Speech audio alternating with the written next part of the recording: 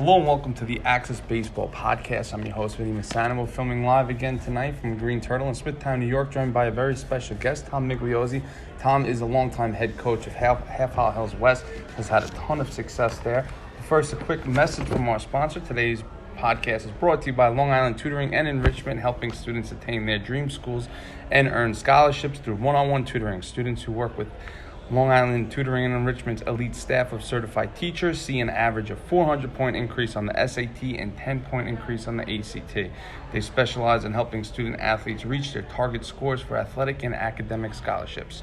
Family owned and centrally located in Plainview, call 877-609-PREP or visit litutoringandenrichment.com. All right, Coach, let's start with the most recent 2019. You guys went 14-8 co-league champs with Hop Hog. So can you just talk about your takeaways from the season, looking back on it now? Last year's season, like the last few seasons, we have to figure it out a little bit because we haven't had the lights out pitching staff. Maybe back in the day we had. Last year we had Aiden Tornquist, who went to Fordham, and he was our ace, and Aiden threw a lot of big games. And the other guys are solid, but I feel like in high school baseball, to go all the way, you're going to need 2 or 3 college pitchers. It seems to work out that way every year. So we had to figure it out. And Mike Draskin really stepped up. He won the Silver Slugger Award last year. And the guys at the plate, just some clutch hitting and some defense, and we ended up, co-league champs. And I was going to ask about Mike.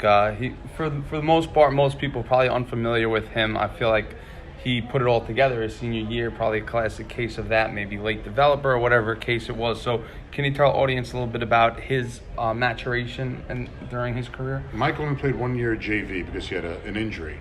So it's not like we could bring him up because we didn't know what he was about. So he ripped up JV, hit really well, and I was like, wow, he's a pretty good hitter. And then that summer, from his coaches, they called him, they're like, this kid's good, he could swing it. So then here he comes, and it wasn't a fluke. And he is an absolute student of the game. He taught me a few things about hitting, and he teaches the kids when people are just waiting online to hit. He's got the kids doing all the work with their weaknesses and stuff like that, and he was like having a third coach and truly a great hitter. And one of the games I covered last year was the great Hills East, Hills West rivalry. It was early on, so it was cold. I think Aiden pitched. Really good game, I think. Hills East won on a little ugly. Yeah, they won on a walk-off. We don't have to get into that. But what's it like, just the excitement level when going into a game like that, a rivalry situation? East versus West is always a fun game. But the kids, they all grew up together. So I don't think it's real... cutthroat, as some people may think it is. It's more of a fun competition, very competitive, but I think more fun than cutthroat. So it always ends up at a weird ending or something like that. I think Coach Bell's over at East has beaten me more than I've beaten him, but it's always a good time. We try to do it at Otsego Park in Dix Hills. That's a lot of fun. But last year we did it at Hills East, beginning of the year, so it was a little ugly, but it was some in there. And now you alluded to needing to have, 2 or 3 college pitchers, and you had that luxury. I think it was in 2014 you made it to the county championship against West Islip. Now that team had Aaron Glickstein, John Faraci. I might even be forgetting some others, but can you just tell our audience about the top of that rotation? We've had some good pitchers overall in the past. When you talk about someone like Aaron Glickstein, 43 consecutive scoreless innings. He had Tommy John surgery his senior year. Then you have a Remy Janko that back in the day he went to Duke University. Then you talk about John Faraci, 6'5", 6'6", big righty that went to St. John's and then went to Lafayette. Brad Camardo went to Hofstra. Our pitchers, I'm sure I'm missing many. Aiden last year at Fordham, and Matt Kaufman. So there's a number of pitchers. We've always, and my assistant coach Duke Derlin, he's at Kings Park for many years before he joined me, and he always said it's amazing the arms. He goes, everyone could throw at Half Hollow Hills. It's unbelievable. So I have had the luxury of good pitching staffs in the past. And now Rob Rizzo, by the way, the Yastrzemski Award winner. Award, 110, 20 strikeouts in one season. Yeah, that might be a record. So your ultimate success was in 2003, state championship. I was young. I didn't have the luxury of watching that, but can you fill our audience in on that type of team, what it takes to win a state championship? In 2003, we had a group of kids that, when I tell you were tight, I didn't really know how tight they were until they showed me their video at the end of the year after we won the state. They videoed everything from the first day of tryouts. We had a kid on the team, Frank Permiano, who put everything on video. The video was hilarious, but it just showed me how tight they were. A guy named Rich Cipoletti took control of the team. And when I tell you they had a ball playing, and they've been playing together since they were 8 years old, Anthony Arminio, John Arminio, Joe Armenti, Jason Gascione, Brian Bevenuta had some season. All Italians. The Italians play tough. And just, it was a great year. We had, we got some breaks, but the kids stepped up. It was awesome. To end from playing and coaching, not many times you can end the season on a win. And that's what I really took away with it, is we actually ended the season on a win. How awesome was that? And every time I have a coach on here that's won a championship, I always like to ask about that ride upstate, because I think that kind of gets lost on the people that haven't had the luxury to go to a state championship. So what does that do for a team, just in terms of team bonding too? It's funny, when you make the state championship in high school baseball, your motivation has to come intrinsically, because after the Long Island championship, you're playing in front of 1,000 people. Yep. When you go up to the state, you're playing in front of 100 people. So it has to come from inside, because you're not going to get, it's not a big rah-rah thing. But we had a parent meeting before we left, and we said that, we're not happy just to go to the state. We're going up there to win. And the kids played tough, and there's nothing. Everything was great. That whole weekend was awesome. And the other thing is the games are early, right? Don't they have the semifinal at like 10 in the morning? Yeah, and we were rained out the first day, so everything got pushed back. So we had our team behaved real well in the hotel, and we saw other teams not.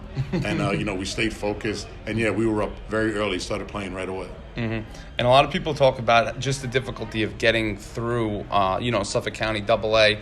You did that for years, and now you're at Single A, which still is, it's still a lot of wins that it takes. So, obviously you haven't been back since. So what's the challenge of getting through Suffolk County into a state championship? I think baseball itself, it's a challenge, the whole playoff system, because sometimes the better team doesn't win. It's one of the things I love about the sport. In football, most of the time, the better team wins. Yeah. But in baseball, to put together a string of wins with a little break, a bad hop, something like that, I don't care what level you're at. I do believe AA is more difficult just because there's more wins involved. Yeah. But any time a baseball championship, I don't care if it's 7 years old or the major leagues, it is tough to put many wins together with all the breaks that can happen. And now with all the success that you've had, I'm sure you've had the opportunity to coach at the next level. So how come you choose to stay coaching high school? My situation at Half Hollow Hills, after I was released and I made a phone call driving up from Florida, and I called Larry Izzo. I'm sure you know Larry Izzo. Oh, yeah. His mom worked in Half Hollow Hills. I was like, Larry, I need a job. He goes, there's a JV opening at Hills West. That could have been one of the luckiest days. I mean, Half Hollow Hills has treated me extremely well. And the kids are super kids, good athletes. I mean, you say jump, they say how high. The parents are fantastic. There's no way I would leave or even think of a better situation. I really got lucky with Half Hollow Hills.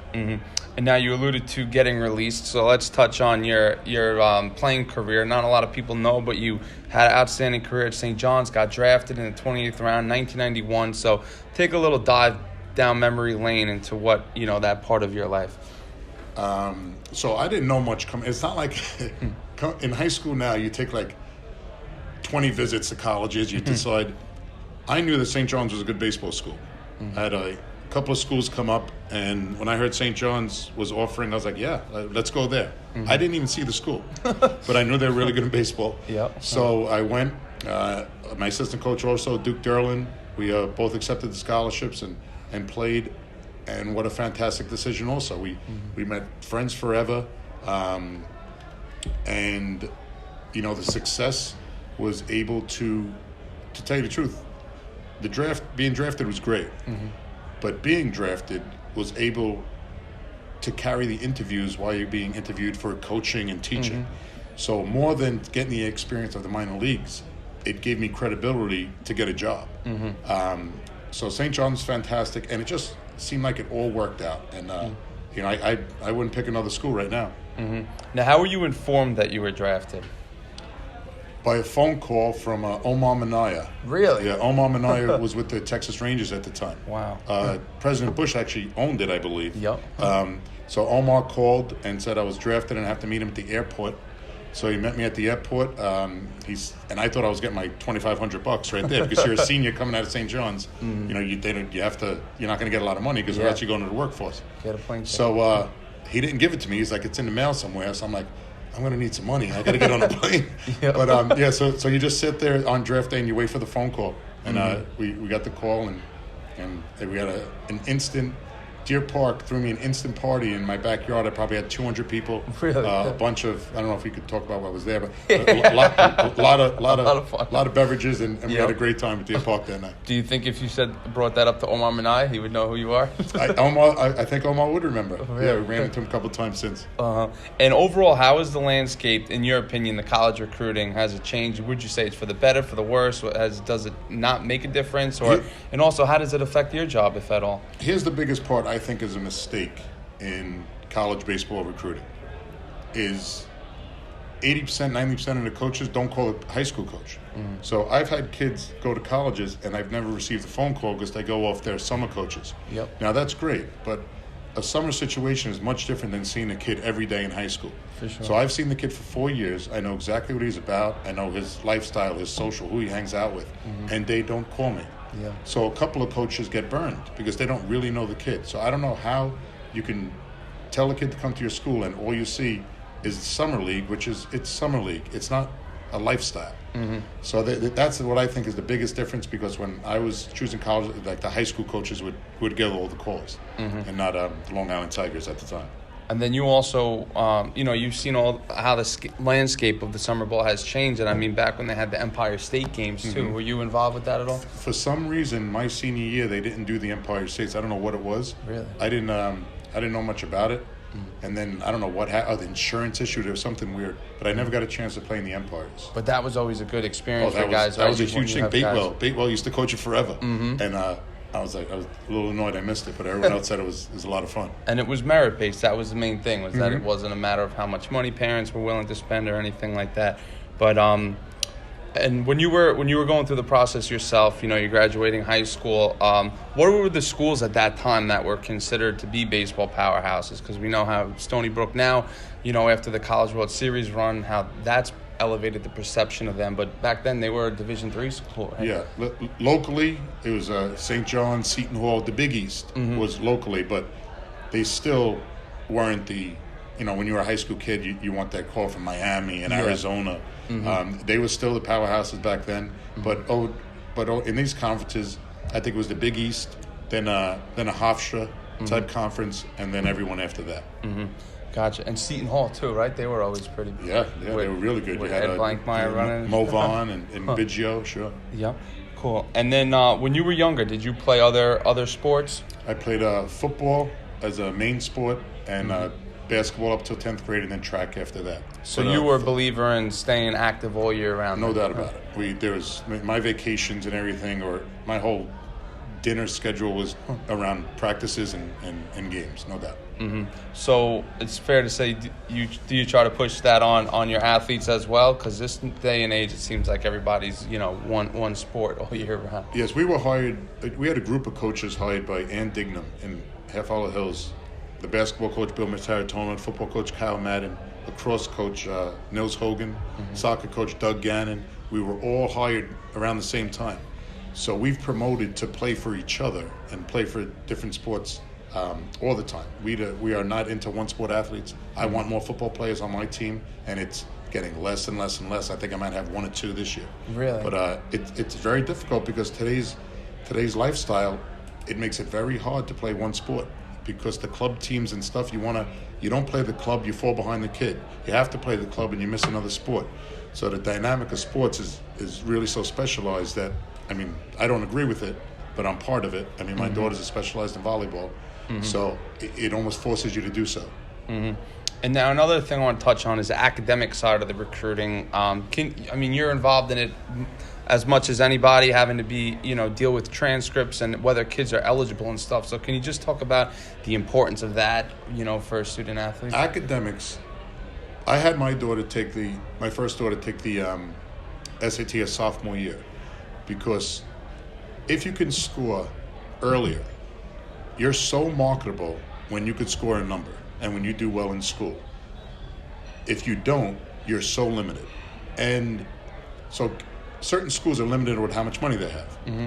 So now, if you get a good grades, let's say a school like, I'm familiar with Quinnipiac. Mm-hmm. So Quinnipiac will give you $28,000 if you do well in academics. So now the coach could break up something, make that into 40, and you're paying X amount. Mm-hmm. But if he doesn't know, then you're sitting there and you're like, I don't know how to market you, because you're not going to go there and pay $60,000. Mm-hmm. So it's academics makes it so much easier for the coach to get you to a school. It's so important. Mm-hmm. And especially you could speak to the difficulty in getting a baseball only scholarship, right? Yes, you have to be quite the player if you think you're going to get a full baseball ride. Mm-hmm.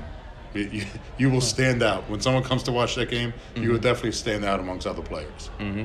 And now, is it frustrating, trying to hammer that point home? Because it seems like, a lot of people, you watch Major League Baseball and people just have the visions of grandeur, but it kind of gets lost on them that's a very small possibility of happening. I think my group of kids get it. They've been pretty realistic. Mm-hmm. I do think what kids say, especially during the summer leagues that I watch, and was a brief part of, is when kids say that kid throws 92, that kid throws 94.